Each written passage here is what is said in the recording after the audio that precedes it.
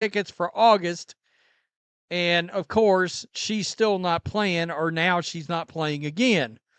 And we have found out that there has since been another injury, a bone bruise to the left ankle that nobody knew about, despite the fact we were told, well, she's about to start running and then she's going to jump into practice, or she was running and then she was going to jump into practice.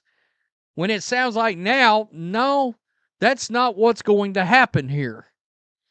All right, we don't know when Caitlin Clark's coming. The WNBA and Indiana Fever face growing scrutiny over their handling of Caitlin Clark's injury communications, with supporters launching formal complaints about perceived deceptive practices. Concerns have emerged regarding the organization's transparency about Clark's condition and expected return timeline. Many supporters feel they received misleading information that influenced their purchasing decisions for tickets, travel arrangements, and merchandise. The situation centers around the team's use of day-to-day status designations, which typically indicates a player's return within a few days. However, Clark has maintained this classification for an extended period while new medical issues continue surfacing, including a previously undisclosed bone bruise to her left ankle. Official league websites reportedly displayed changing estimated return dates, shifting from August 11th to August 14th before being removed entirely. Going to happen here. All right, we don't know when Caitlin Clark's coming back, and they've been hiding under the veil day-to-day. Now, I'm going to tell you, I've been keeping up with sports for 45 years. Day-to-day means exactly that. Generally, somebody's just out a few days when they're listed as day-to-day. And usually that means that somebody's coming back imminently, soon. Like, not very long from now. She's been... These modifications occurred while fans made financial commitments based on the expectation of seeing the league's primary attraction. A formal petition has gained momentum, requesting Department of Justice and Federal Trade Commission investigations into alleged consumer deception practices. The document started with a single signature and rapidly grew to 45 supporters within 24 hours, indicating widespread frustration among the fan base. The petition argues that supporters invested money in tickets, streaming services, and merchandise under false pretenses. It suggests coordinated efforts between league officials and team communications to maintain revenue streams while withholding accurate medical information. Several high-profile political figures have been contacted regarding the matter, including senators and other government representatives, demonstrating the seriousness with which some supporters view these allegations. Long from now. She's been day-to-day to I don't know how long, and I've showed you guys online where on the WNBA website itself, it showed estimated return dates. At one point last week, I believe it showed, or a couple of weeks ago, it showed August 11th. Then it changed and it showed August 14th, and the timeline just kept moving. All the while, people are spending money. The economic impact extends beyond individual ticket purchases. Supporters have documented cases of fans selling original tickets when Clark initially got injured, then repurchasing different games based on optimistic return projections that failed to materialize. Team management has faced criticism for their defensive responses to media inquiries about Clark's status. When pressed for specific timelines or clarity about her condition, officials have reportedly displayed hostility toward legitimate questions from reporters and fans. The gambling industry's involvement in women's basketball adds another layer of complexity to these transparency issues. People are spending money. People are booking hotels, travel plans. A lot of money has changed hands involving this whole thing. People wanting to go see what is the biggest attraction in basketball. And people, after this latest injury was revealed, emerged, people are asking, what is really going on here? With sports betting now legal in many jurisdictions, accurate injury reporting becomes crucial for maintaining public trust and regulatory compliance. Legal experts suggest that while successful litigation remains unlikely, the threat of discovery proceedings could prove problematic for the organization. Court-ordered disclosure of internal communications, text messages, and emails regarding Clark's injury management might reveal information the league prefers to keep private. The broader implications affect the WNBA's credibility during a period of unprecedented growth and attention. With only a handful of franchises generating significant revenue, maintaining supporter trust becomes essential for the league's financial stability. Oh, people are asking, what is really going on here? Has the Indiana Fever known that she wasn't going to be able to come back anytime in the last 2 or 3 weeks? You got Stephanie White out there having to answer questions about it, really and truly giving people attitude because they're asking these questions. You're kidding, right? No, that's unacceptable. So, we got some fans that have decided to get their voices heard. All right? I don't know that this will.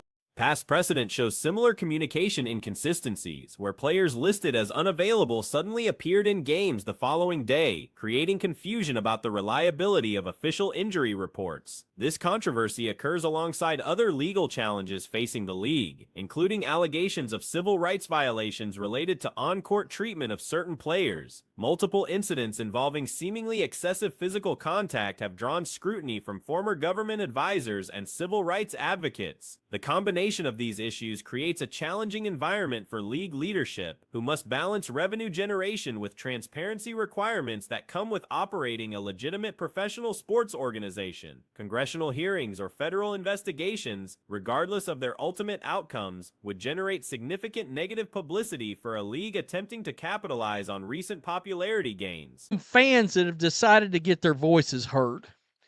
All right? I don't know that this will lead anywhere. All right? I don't know if there'll be law. I said yesterday, all it takes is for one fan to file a lawsuit and then have 19 other fans jump on the lawsuit, or 27 other fans jump on the lawsuit. And then all of a sudden, things get very ugly and very public. And then you got a situation, what do you want that? You want that case going to discovery? Is that what you want? You want to peel back the curtain? You want text messages behind the scenes? Extended testimony sessions broadcast across major news networks could damage carefully cultivated public relations efforts. Supporters emphasize their desire for honesty rather than strategic communication designed to protect ticket sales. Many indicate they would prefer accurate information about player availability, even if disappointing, rather than continuing false hope that influences their spending decisions.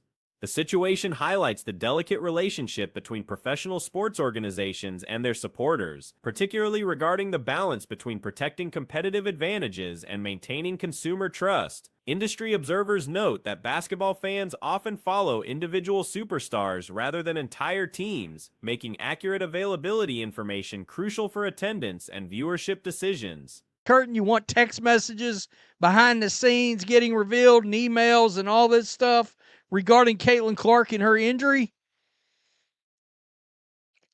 I guarantee you, a good investigator can take information and piece together what was really going on and what wasn't being disclosed. You got gambling out there, that's a thing. It's like the WNBA doesn't realize now that they've got a.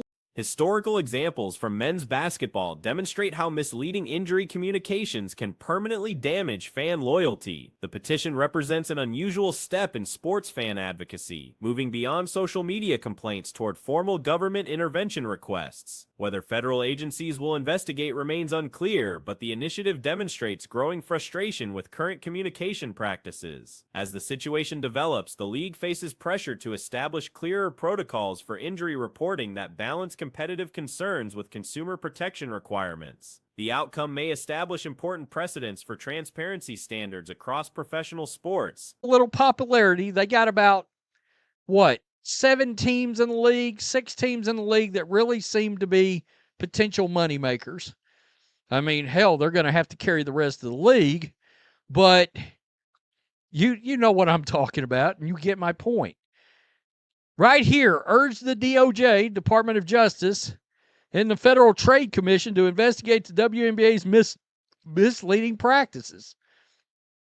Now, I can tell you, Last evening's contest at Crypto.com Arena showcased one of the season's most remarkable individual performances in women's professional basketball. Paige Beekers delivered an exceptional display despite her Dallas Wings falling short against the Sparks, with Kelsey Plum's final second shot determining the outcome. Beekers' statistical line tells the story of excellence. 17 successful field goals from 21 attempts, perfect 4-for-4 accuracy beyond the arc, culminating in 44 points during the 81-80 defeat. This represents arguably the finest single-game showing by any player throughout the current campaign. The defining characteristic of Beekers' style remains her remarkable efficiency. One of the finest games that we've seen anybody play in the WNBA this season. I would say probably the best individual game that any player has had, at least arguably so.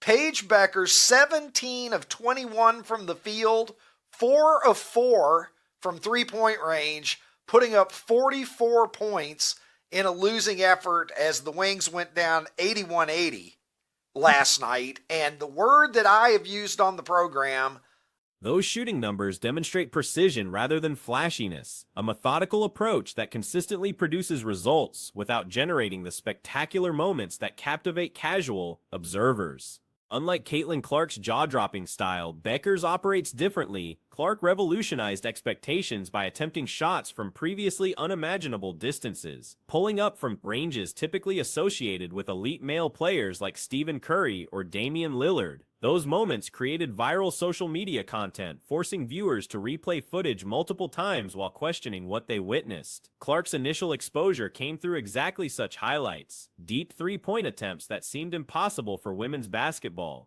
And the word that I have used on the program about Paige Beckers multiple times now is efficient. And look at that. That, my friends, is efficient. 17 of 21, 4 of 4 from 3. Paige Beckers is not going to knock your socks off like Caitlin Clark does. She just isn't. That isn't her game. I'm not disrespecting her game in any way when I say that, but the reason that Caitlin Clark got so famous, that first glimpse prompted immediate curiosity about her identity and capabilities. Beckers won't generate identical reactions. Her highlight packages showcase impressive basketball skills executed by a talented athlete, but without groundbreaking elements that redefine possibilities within the sport. Instead, she performs traditional basketball actions with superior precision compared to 95% of her peers. This excellence has remained consistent throughout the season, despite Dallas experiencing significant struggles. The reason that Caitlin Clark got so famous is that she did things we've never seen a female basketball player do before. You've never seen a woman before Caitlin Clark pulling up from Steph Curry range, from Dame Lillard range, and draining threes.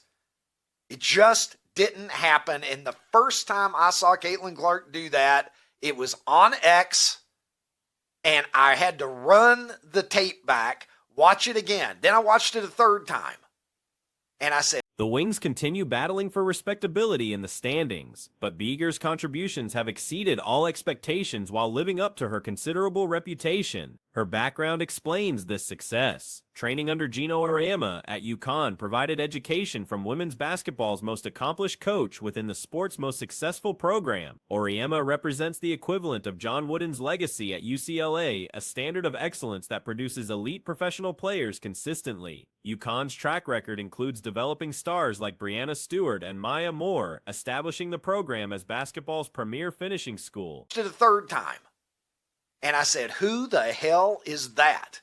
And that was my introduction to Caitlin Clark. Paige Beckers is not going to give you that reaction.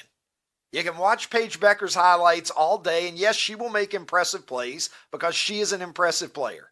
But she's not going to do anything that you've never seen a woman do before. She's just going to do everything you've seen a female basketball player do before a little bit better than 95% of them do it.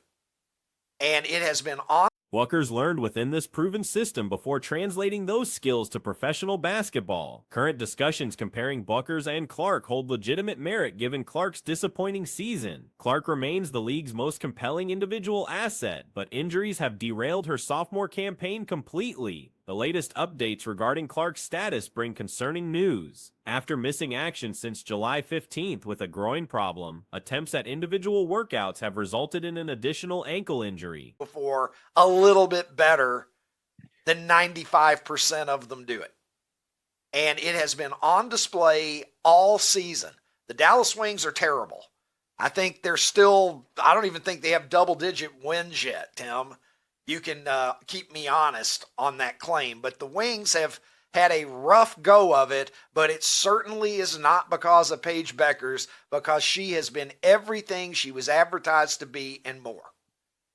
And all you have to do is look at her pedigree. She played for the greatest coach in the history of women's basketball, the greatest.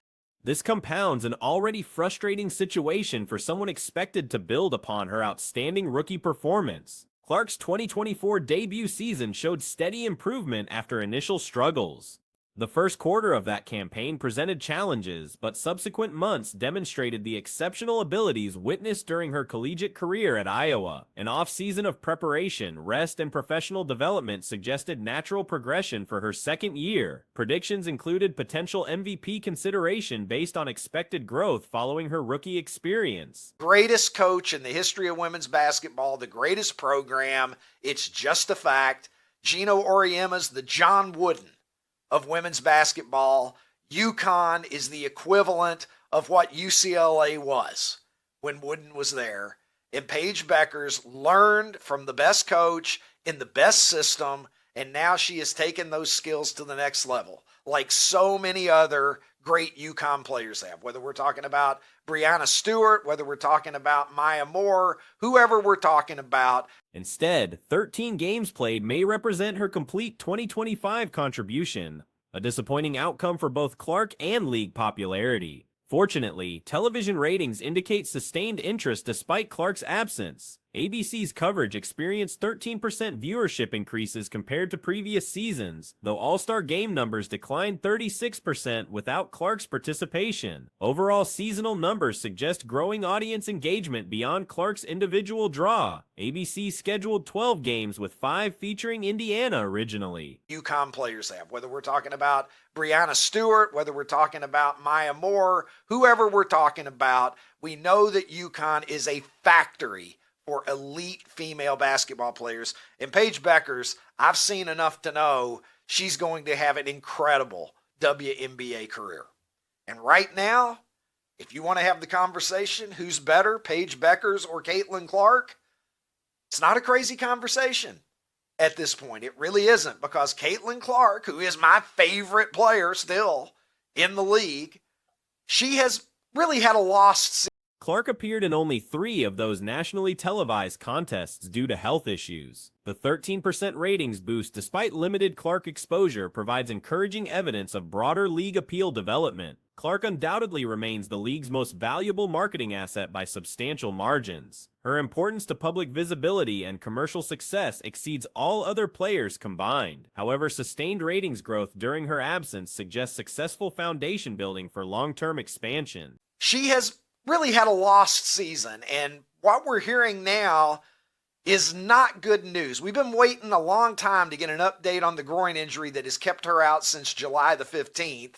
And now we have learned that while she was doing individual workouts, attempting to get herself ready to come back, she's now injured an ankle as well. So Caitlin Clark, it's just, it's like Lloyd Bridges in Airplane. Recent observations suggest Bueckers possesses superior all-around skills compared to Clark. Her mid-range shooting demonstrates exceptional proficiency, an area where modern basketball has created strategic gaps. While lacking Clark's extreme three-point range, Bueckers' intermediate distance accuracy provides consistent offensive production. Compilation footage reveals impressive passing abilities alongside her scoring prowess. This complete skill set addresses multiple team needs while maintaining efficiency across various situations.